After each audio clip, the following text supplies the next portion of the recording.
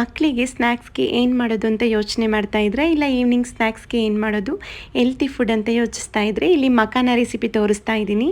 ಇದರಲ್ಲಿ ಗೋಡಂಬಿ, ಕಡಲೆ ಬೀಜ ಎಲ್ಲ ಯೂಸ್ ಮಾಡಿದ್ದೀನಿ. ಮಕ್ಕಳಿಗೂ ತುಂಬ ಹೆಲ್ಪ್ಫುಲ್ ಆಗಿರುತ್ತೆ. ಇಲ್ಲಿ ಮೊದಲನೇದಾಗಿ ಸ್ವಲ್ಪ ಮಸಾಲ ರುಬ್ಕೊಂಡು ಬರೋಣ. ಇಲ್ಲಿ ಒಂದು 26 ಬೆಳ್ಳುಳ್ಳಿನ ಮೇಲ್ಗಡೆ ಸಿಪ್ಪೆ ಬಿಡಿಸ್ಕೊಂಡು ಹಾಕ್ಕೊಳ್ತಾ ಇದ್ದೀನಿ. ಮತ್ತು ಹಾಗೆ ಒಂದು 5-6 ಸಣ್ಣ ಈರುಳ್ಳಿ ಹಾಕ್ಕೊಂಡಿದ್ದೀನಿ. ಮತ್ತು ಸ್ವಲ್ಪ ಕರಿಬೇವು, ಒಂದು ಸ್ವಲ್ಪ ಶುಂಠಿ, ಹಾಗೆ ಒಂದು ಅರ್ಧ ಸ್ಪೂನ್ ಅರಿಶಿನ, 1 ಸ್ಪೂನ್ ಖಾರದ ಪುಡಿ ಮತ್ತು ಸ್ವಲ್ಪ ರುಚಿಗೆ ತಕ್ಕಷ್ಟು ಉಪ್ಪು ಸೇರಿಸ್ಕೊಳ್ಳೋಣ. ಇದಕ್ಕೆ ಒಂದು ಸ್ವಲ್ಪ ನೀರು ಸೇರಿಸ್ಕೊಂಡು ಮಸಾಲಾನ ರುಬ್ಕೊಂಡು ಬರೋಣ. ನೋಡಿ, ಮಸಾಲ ರುಬ್ಬಿ ಆಗಿದೆ, ಮಸಾಲ ರೆಡಿ ಆಗಿದೆ. ಈಗ ನೆಕ್ಸ್ಟ್ ಒಂದು ಪ್ಯಾನ್ ಇಟ್ಕೊಂಡು ಇದಕ್ಕೆ 2 ಕಪ್ಪಷ್ಟು ಮಖಾನ ಹಾಕ್ಕೊಳ್ತಾ ಇದ್ದೀನಿ. ಆದಷ್ಟು ಮಖಾನನ ಲೋ ಫ್ಲೇಮಲ್ಲಿ ನಾವು ಫ್ರೈ ಮಾಡ್ಕೋಬೇಕು. ಬೇಗ ಅದು ಫ್ರೈ ಆಗಿಬಿಡುತ್ತೆ, ಹಾಗೆ ಕಲರ್ ಕೂಡ ಚೇಂಜ್ ಆಗಿಬಿಡುತ್ತೆ. ಹಾಗಾಗಿ ಲೋ ಫ್ಲೇಮಲ್ಲಿ ನಾವು ಫ್ರೈ ಮಾಡ್ಕೊಳ್ಳೋಣ. ನೋಡಿ, ಈ ರೀತಿ ಪ್ರೆಸ್ ಮಾಡಿದ್ರೆ ಈ ರೀತಿ ಬರಬೇಕು, ಆಗ ನಮ್ಮ ಫ್ರೈ ಮಾಡಿರೋದು ಚೆನ್ನಾಗಾಗಿದೆ ಅಂತ. ನೆಕ್ಸ್ಟು ನಾನಿಲ್ಲಿ ಎಣ್ಣೆಯಲ್ಲಿ ಸ್ವಲ್ಪ ಕರ್ಕೊಳ್ತಾ ಇದ್ದೀನಿ. ಮೊದಲನೇದಾಗಿ ಇಲ್ಲಿ ಕಡಲೆ ಬೀಜ ಹಾಕ್ಕೊಂಡಿದ್ದೀನಿ.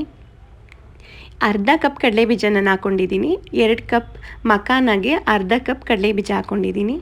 ಈ ಕಡಲೆ ಬೀಜ ಆಯಿತು. ನೆಕ್ಸ್ಟ್ ಇಲ್ಲಿ 1/4 ಕಪ್ಪಷ್ಟು ಕಡಲೆನ ಎಣ್ಣೆಗೆ ಹಾಕ್ಕೊಂಡು ಕರ್ಕೊಳ್ತಾ ಇದ್ದೀನಿ. ಉರಿಗಡಲೆನೂ ಎಣ್ಣೆನಲ್ಲಿ ಕರ್ಕೊಂಡಾಗಿದೆ.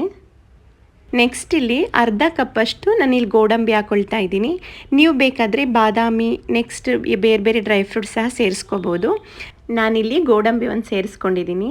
ಮತ್ತು ಸ್ವಲ್ಪ ಕರಿಬೇವು, ಹಾಗೆ ಸ್ವಲ್ಪ ಹಸಿಮೆಣಸಿನ್ಕಾಯಿ ಹಾಕ್ಕೊಂಡಿದ್ದೀನಿ. ನೀವು ಮಕ್ಕಳಿಗೆ ಖಾರ ಆಗುತ್ತೆ ಅಂದರೆ ಹಸಿಮೆಣಸಿನ್ಕಾಯಿನ ಸ್ಕಿಪ್ ಮಾಡ್ಬೋದು. ನೋಡಿ, ಒಳಗಡೆ ಒಂದು ಜಾಲ್ರಿ ಥರ ಇಟ್ಕೊಂಡು ಮಾಡಿರೋದ್ರಿಂದ ಎಣ್ಣೆ ಎಷ್ಟು ನೀಟಾಗಿದೆ, ಒಳಗಡೆ ನಮ್ಗೆ ತೊಗೊಳೋದಕ್ಕೂ ಈಸಿ ಅನಿಸುತ್ತೆ. ನೆಕ್ಸ್ಟು ಒಂದು ಪ್ಯಾನ್ಗೆ ಎಣ್ಣೆ ಹಾಕ್ಕೊಂಡು ಪೇಸ್ಟ್ ಮಾಡ್ಕೊಂಡಿದ್ವಲ್ಲ ಮಸಾಲ ಹಾಕ್ಕೊಂಡು ಚೆನ್ನಾಗಿ ಫ್ರೈ ಮಾಡ್ಕೊಳ್ಳೋಣ. ಆದಷ್ಟು ಸ್ವಲ್ಪ ಡ್ರೈ ಆಗೋವರೆಗೂ ನಾವು ಮಸಾಲ ಫ್ರೈ ಮಾಡಿಕೊಂಡ್ರೆ ನಮಗೆ ಈ ಚಾಟ್ಸು ತುಂಬ ಚೆನ್ನಾಗಿ ಬರುತ್ತೆ. ನೋಡಿ, ಈಗ ಮಸಾಲೆ ಎಲ್ಲ ಚೆನ್ನಾಗಿ ಫ್ರೈ ಆಗಿದೆ. ಈ ಟೈಮಲ್ಲಿ ನಾನು ಫ್ರೈ ಮಾಡಿ ಇಟ್ಕೊಂಡಿದ್ವಲ್ಲ ಮಖಾನನ, ಅದನ್ನು ಸೇರಿಸ್ಕೊಂಡು ಚೆನ್ನಾಗಿ ಮಿಕ್ಸ್ ಮಾಡ್ಕೊಳ್ತಾ ಇದ್ದೀನಿ. ಮತ್ತು ಈ ಮಸಾಲಾಗೆ ಇಷ್ಟೇ ತಿಂದ್ರೂ ಆ ಮಖಾನ ತುಂಬ ಟೇಸ್ಟಿಯಾಗಿ ಬರುತ್ತೆ. ಸ್ವಲ್ಪ ಅದಕ್ಕೆ ಎಕ್ಸ್ಟ್ರಾ ಇಂಗ್ರೀಡಿಯೆಂಟ್ಸ್ನ ಯೂಸ್ ಮಾಡೋಣ ಅಂದ್ಬಿಟ್ಟು ಕಡಲೆ ಬೀಜ, ಕಡಲೆ, ಗೋಡಂಬಿ ಎಲ್ಲ ಸೇರಿಸ್ಕೊಂಡಿದ್ದೀನಿ. ಹೀಗೆ ತಿನ್ನೋದಕ್ಕಂತೂ ತುಂಬ ಚೆನ್ನಾಗಿರುತ್ತೆ. ಈಗ ಎಲ್ಲ ಕರೆದಿಟ್ಕೊಂಡಿದ್ವಲ್ಲ ಗೋಡಂಬಿ, ಕಡಲೆ ಬೀಜ, ಕಡಲೆ, ಕರಿಬೇವಿನ ಸೊಪ್ಪು, ಹಸಿಮೆಣಸಿನ್ಕಾಯಿ ಎಲ್ಲ ಹಾಕ್ಕೊಂಡು ಚೆನ್ನಾಗಿ ಮಿಕ್ಸ್ ಮಾಡ್ಕೊಳ್ಳೋಣ. ಇದೇ ಮಸಾಲಾನ ನಾವು ಆಲೂಗೆಡ್ಡೆ ಫ್ರೈಗೆ ಮತ್ತು ಗೆಣಸು ಫ್ರೈ ಎಲ್ಲ ಮಾಡ್ತೀವಲ್ಲ, ಅದಕ್ಕೆಲ್ಲ ನಾವು ಇದೇ ಮಸಾಲ ಯೂಸ್ ಮಾಡ್ಕೋಬೋದು. ಇಲ್ಲ ಸುವರ್ಣಗೆಡ್ಡೆ ಫ್ರೈ ಮಾಡೋದಕ್ಕೆ ಎಲ್ಲದಕ್ಕೂ ಈ ಮಸಾಲ ತುಂಬಾ ಚೆನ್ನಾಗಿರುತ್ತೆ. ಟೇಸ್ಟ್ ಅಂತೂ ತುಂಬ ಚೆನ್ನಾಗಿ ಅನಿಸುತ್ತೆ. ಒಂದು ಸಲ ಟ್ರೈ ಮಾಡಿ.